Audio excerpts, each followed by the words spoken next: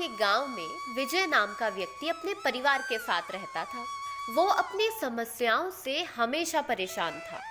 उसे लगता था कि दुनिया की सारी समस्या बस उसी के नसीब में है। एक दिन घर जाते समय विजय का दोस्त मोहन उसे रास्ते में मिलता है।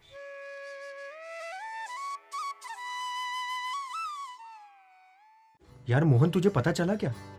राकेश को भी प्रमोशन मिल गया। अबे जबकि मैंने इसके लिए कितनी मेहनत की थी, भगवान से दिन रात प्रार्थना करता था, पर फिर भी मेरा नहीं हुआ यार। अरे कोई बात नहीं विजय भाई, इस बार नहीं हुआ तो क्या हुआ, अगली बार जरूर हो जाएगा। मेहनत कभी बेकार नहीं जाती, तुम समझा करो। इतना कहकर मोहन वहां से चला जाता है। कुछ महीनों के बाद फिर से प्रमोशन का दिन आता है, पर विजय का प्रमोशन इस बार भी नहीं होता। वो निराश होकर वापस घर लौट रहा होता है। तभी उसको रास्ते में एक मंदिर दिखाई देता है और वहां जाकर वो भगवान से प्रार्थना करने लगता है। हे भगवान, ऐसा मेरे ही साथ क्यों होता है? इस बार भी मुझे प्रमोशन नहीं मिला। आपसे भी मैंने कितनी प्रार्थना की थी, पर उससे भी कोई फर्क नहीं पड़ा। आखिर मेरे ही जीवन में इतनी सारी समस्याएं क्यों है भगवान? वो राकेश को ही देखो, अरे जूनियर था मेरा, आज सीनियर बनकर बैठा है। ऐसा मेरे ही साथ क्यों होता है? क्यों भगवान, क्यों? वहां मंदिर में पुजारी उसकी सारी बातें सुन रहा होता है। पुजारी विजय के पास आता है और विजय से बोलता है, चिंता मत करो बेटा, मेरे पास तुम्हारी सारी समस्याओं का समाधान है। क्या सच में पंडित जी, मेरी समस्याओं का समाधान हो सकता है? हाँ बेटा, तुम एक काम करो, एक घड़े में अपनी सारी समस्या लिख कर ले आओ। अगले दिन विजय एक घड़े में अपनी सारी समस्याएं लिखकर डाल देता है और पुजारी के पास जाता है। पंडित जी, मैं इसमें अपनी सारी समस्याएं लिखकर ले आया। अब तुम इस घड़े को वहां ले जाके रख दो, जहां बहुत सारे घड़े तुम्हें रखे हुए मिलेंगे।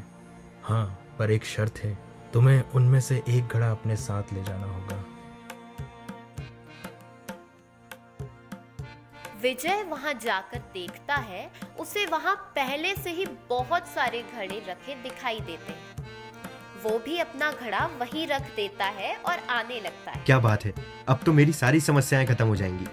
तभी उसे याद आता है कि अपना घड़ा रखकर उसे एक दूसरा घड़ा अपने साथ लाना है। वो सबसे छोटा घड़ा ढूंढने लगता है। अरे पर पंडित जी ने तो मुझे कहा था कि एक घड़ा अपने साथ लेकर जाना है, पर यहाँ तो इतने सारे बड़े बड़े घड़े हैं और ना जाने इन सब में कितनी बड़ी बड़ी समस्याएं हो सकती हैं। और इन सब घड़ों की तुलना में मेरा घड़ा कितना छोटा है। क्या पता इस घड़े में कोई गंभीर बीमारी हो, या क्या पता इस घड़े में कोई मेरा अपना चल बसे, और इस घड़े में हो सकता है कि मेरी नौकरी चली जाए। नहीं नहीं, मैं ये इनमें से कोई घड़ा नहीं ले सकता। पंडित जी, ये कैसा समाधान है? मैं तो अपना घड़ा वापस ले जा रहा हूँ।